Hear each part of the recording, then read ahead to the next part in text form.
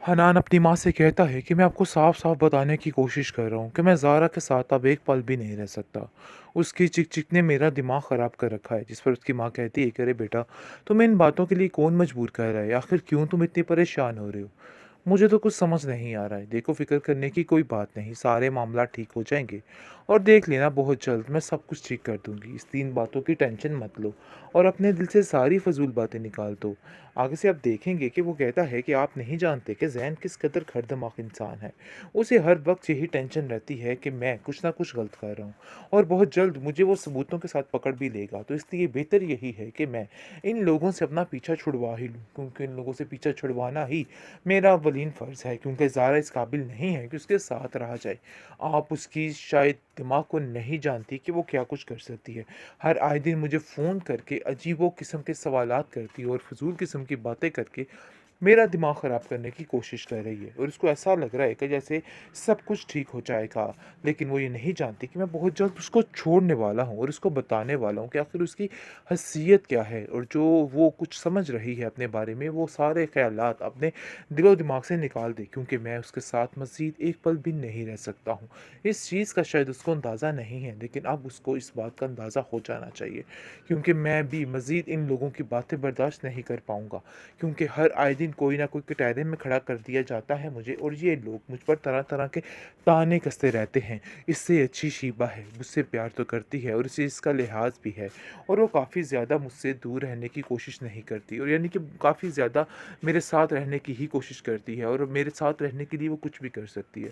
ज़ारा जैसी मगरूर और संगदिल तो बिल्कुल भी नहीं है, क्योंकि ज़ारा को कहीं न कहीं इन बातों की समझ आ चुकी है कि आखिर चल क्या रहा है और बहुत जल्द ये सब कुछ क्या होने वाला है। इसलिए अब उन बातों पे काफ़ी ज़्यादा गौर दे रही है, खुश हो जाओगी।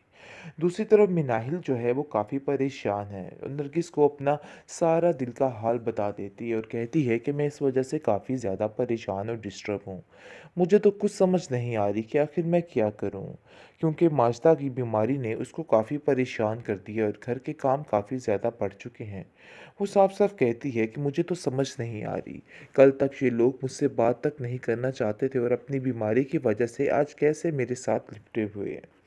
माजदा की ज़ुबान फिर भी बाज नहीं आ रही, लेकिन माजदा को इस चीज़ का एहसास हो गया है कि उसकी बेटी उसके साथ बिल्कुल भी मुखलिस नहीं है।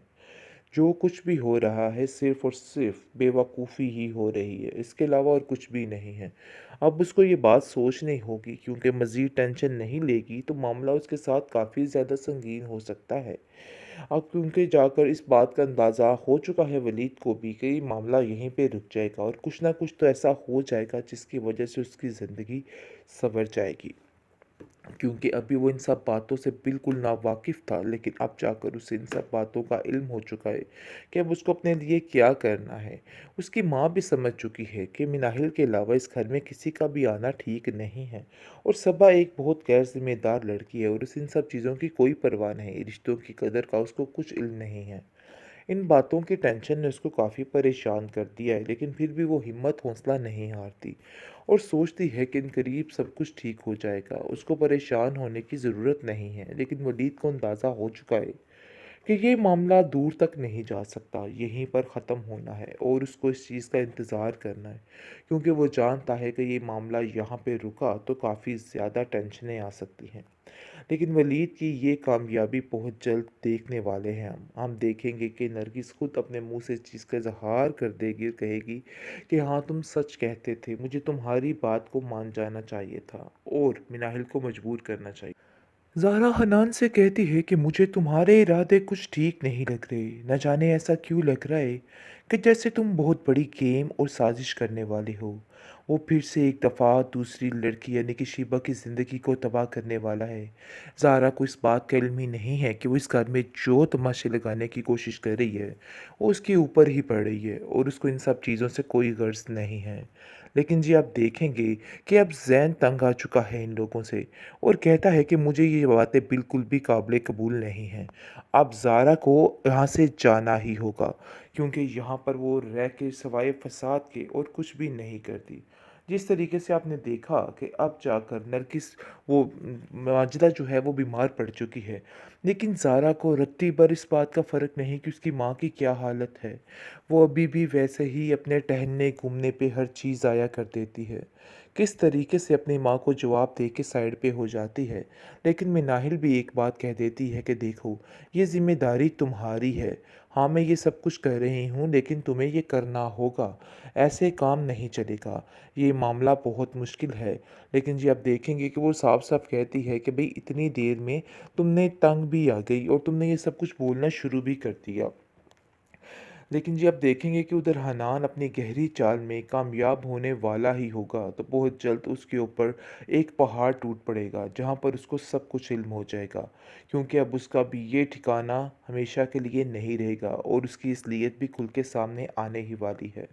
वो जिस तरीके से ज़ारा से छुपने की कोशिश कर रहा है, लेकिन ज़ारा उसको बार-बार गाल करके उसका दिमाग ख़राब कर रही है और कहती है कि तुम्हें मुझे बताना ही होगा कि आखिर क्या काम है। ऐसा ना हो कि मैं भैया को सारी बात बता दूँ और फिर वो तुमसे खुद उगलवा लें कि आखिर मामला क्या है।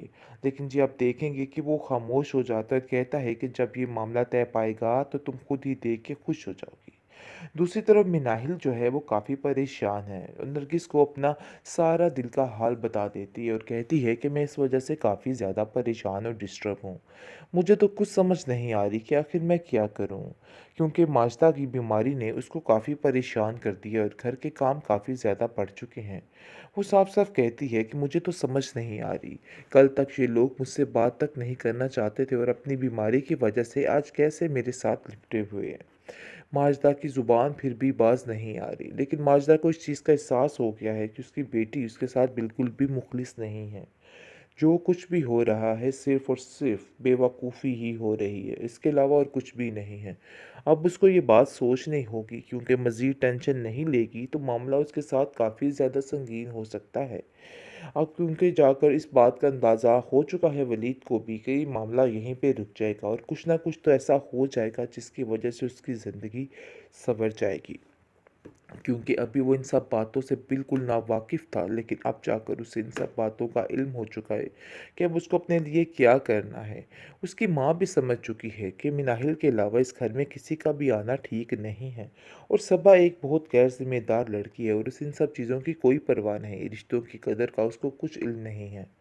इन बातों की टेंशन ने उसको काफ़ी परेशान कर दिया है, लेकिन फिर भी वो हिम्मत हौसला नहीं हारती और सोचती है कि इन करीब सब कुछ ठीक हो जाएगा। उसको परेशान होने की ज़रूरत नहीं है, लेकिन वलीद को अंदाज़ा हो चुका है कि ये मामला दूर तक नहीं जा सकता, यहीं पर ख़त्म होना है और उसको इस चीज़ का इंतज़ार करना है, क्योंकि वो जानता है कि ये मामला यहाँ पे रुका तो काफ़ी ज़्यादा टेंशनें आ सकती हैं। लेकिन वलीद की ये कामयाबी बहुत जल्द देखने वाले हैं हम देखेंगे कि नरगिस खुद अपने मुंह से इस चीज़ का इजहार कर देगी और कहेगी कि हाँ तुम सच कहते थे, मुझे तुम्हारी बात को मान जाना चाहिए था और मिनाहिल को